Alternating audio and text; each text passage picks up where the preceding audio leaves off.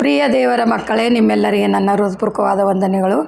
ಕರ್ತನ ವಾಕ್ಯವಾದಂದರೆ ಯೋಹಾನ 14:15 21 ದೇವರ ವಾಕ್ಯ ಏನು ಹೇಳ್ತದಂದರೆ, ಸತ್ಯದ ಆತ್ಮನು ಯಾರು? ಅದಕ್ಕೆ ನಾವು ಕಾರಣ ಅಂದರೆ ದೇವರ ವಾಕ್ಯ, ನೀವು ನನ್ನಲ್ಲಿಯೂ ನಾವು ನಿನ್ನಲ್ಲಿ ನೆಲೆಗೊಂಡಿರಬೇಕಂತೇಳಿ ದೇವರ ವಾಕ್ಯ ಹೇಳ್ತದೆ.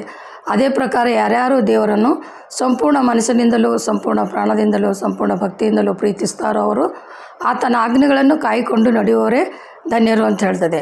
ಆ ಆಜ್ಞೆಗಳು ಯಾವುವು ಅಂದರೆ, ಹಳೆ ಒಡಂಬಡಿಕೆಯಲ್ಲಿ ಮೋಶೆ ಕೊಟ್ಟಂಥ 10 ಆಜ್ಞೆಗಳು, ಹೊಸ ಒಡಂಬಡಿಕೆಯಲ್ಲಿ ಮತ್ತಾಯ 5ನೇ ಅಧ್ಯಾಯದಲ್ಲಿ ಧನ್ಯವಚನಗಳಂತ ದೇವರು ಕೊಟ್ಟಿದ್ದರು. ಆ ವಾಕ್ಯಗಳಿಗೆ ಆಜ್ಞೆಗಳನ್ನು ನಾವು ಕಾಯ್ಕೊಂಡು ನಡೆಯಬೇಕಾದರೆ, ಹಾಗೂ ನಿಮ್ಮ ನೆರೆಯವರನ್ನು ಕೂಡ ನಿಮ್ಮಂತೆ ಪ್ರೀತಿಸಿರಿ.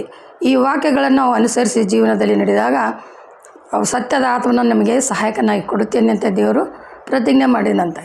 ಅದೇ ಪ್ರಕಾರ ಇವಾಗ ನೀವುಗಳು ಕೂಡ ದೇವರಿಗೆ ಆನಂದವಾಗಿರಬೇಕು. ಆತನ ಮಾತು ಕೇಳಿ ನಾವು ಸಂತೋಷವಾಗಿರಬೇಕಾದ್ರೆ ಆತನ ಆಜ್ಞೆಗಳನ್ನು ಯಾರ್ಯಾರು ಕಾಯ್ಕೊಂಡು ನಡೀತಿರೋ ಅವರಿಗೆ ನನ್ನ ತಂದೆಯಾದ ಪವಿತ್ರಾತ್ಮನಿಂದ ಅಪ್ಪಣೆ ತೆಗೆದುಕೊಂಡು ನಿಮಗೆ ಒಬ್ಬ ಸತ್ಯದ ಆತ್ಮನ ನಿಮ್ಮ ಜೊತೆ ಕಳಿಸುತ್ತೇನೆ.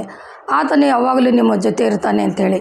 ಹೇಗೆ ಮೋಶೆಯ ಜೊತೆಗೆ ಹಾಗೂ ಯೆಹೋಶುವನ ಜೊತೆಗೆ ದೇವರು ಸಂಗಡ ಇದ್ದು ಸ್ವತಃ ನೀವು ಸುಮ್ಮನಾಗಿರಿ, ನಾನು ಯುದ್ಧ ಮಾಡುತ್ತೇನೆ ಅಂತ ಆತನೇ ಯುದ್ಧ ಮಾಡಿ ಜಯ ಕೊಡಿಸಿದನು ಇಸ್ರಾಯೇಲರಿಗೆ.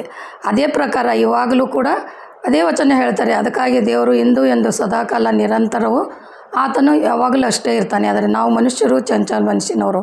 ಅದಕ್ಕಾಗಿ ದೇವರು ಹೇಳ್ತಾನೆ, ಶಾಂತರು ಧನ್ಯರು, ಅವರು ಭೂಮಿಗೆ ಬಾಧ್ಯರಾಗುವರು, ಹಾಗೂ ಶುದ್ಧ ಆತ್ಮವುಳ್ಳವರು ದೇವರನ್ನು ನೋಡುವರು. ಧನ್ಯರು ದೇವರನ್ನು ನೋಡುವರು. ಸಮಾಧಾನ ಪಡಿಸುವರು ಧನ್ಯರು, ಅವರು ದೇವರ ಮಕ್ಕಳೆನಿಸಿಕೊಳ್ಳುವರು ಅಂತೇಳಿ ಧನ್ಯವಚನದಲ್ಲಿ ಹೇಗೆ ಹೇಳ್ತದೋ ಅದೇ ಪ್ರಕಾರ ನಾವು ಆ ನಿಯಮಗಳನ್ನು ಕಾಯ್ಕೊಂಡು ಶುದ್ಧ ಮನುಷ್ಯನಿಂದ ಇದ್ದಾಗ ನಾವು ದೇವರನ್ನು ನೋಡಲು ಸಾಧ್ಯ. ಹಾಗೂ ದೇವರ ಮಕ್ಕಳೆನಿಸ್ಕೊಳ್ಬೇಕಾದ್ರೆ ನಾವು ಯಾವಾಗಲೂ ಶಾಂತ ಸ್ವಭಾವದಿಂದ ಇರಬೇಕು. ಇನ್ನೊಬ್ಬರನ್ನು ಚಾಡಿ ಹೇಳುವುದು, ಜಗಳ ಆಡೋದು, ಹೊಟ್ಟೆ ಕಿಚ್ಚು ಪಡುವುದು, ಈ ಎಲ್ಲವನ್ನು ಬಿಟ್ಟು ಆತ್ಮನ ಫಲಗಳು ಅಂದರೆ ಪ್ರೀತಿ, ವಿಶ್ವಾಸ, ನಂಬಿಕೆ, ನಿರೀಕ್ಷೆ, ಇವುಗಳಲ್ಲಿ ಪ್ರೀತಿಯೇ ದೊಡ್ಡದು ಅಂಥೇಳಿ.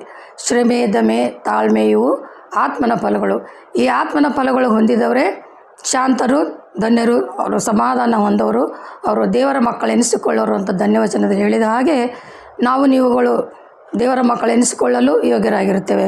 ಇನ್ನೊಂದೇನೆಂದರೆ ಫಿಲಿಪ್ಪಿ 4:9 ಹೇಳ್ತದೆ, ನೀವು ನನ್ನಿಂದ ಏನೇನು ಕಲಿತೀರೋ, ಏನೇನು ಕಂಡಿರೋ ಅದನ್ನೇ ಮಾಡುತ್ತಾ ಬನ್ನಿರಿ, ಆಗ ಶಾಂತಿದಾಯಕನಾದ ದೇವರು ನಿಮ್ಮೊಟ್ಟಿಗಿರ್ತಾನೆ ಅಂತ ದೇವರ ವಾಕ್ಯ ಹೇಳ್ತದೆ. ಅದೇ ಪ್ರಕಾರ ನಾವು ಆತನನ್ನು ಹೊಂದಬೇಕಾದರೆ ಆತನಿಂದ ಕಲಿತದನ್ನು, ಕೇಳಿದನ್ನು, ಕಂಡಿದ್ದನ್ನು ನಮ್ಮ ನಿಜ ಜೀವನದಲ್ಲಿ ನಾವು ಮಾಡುತ್ತಾ ಅನುಸರಿಸಿ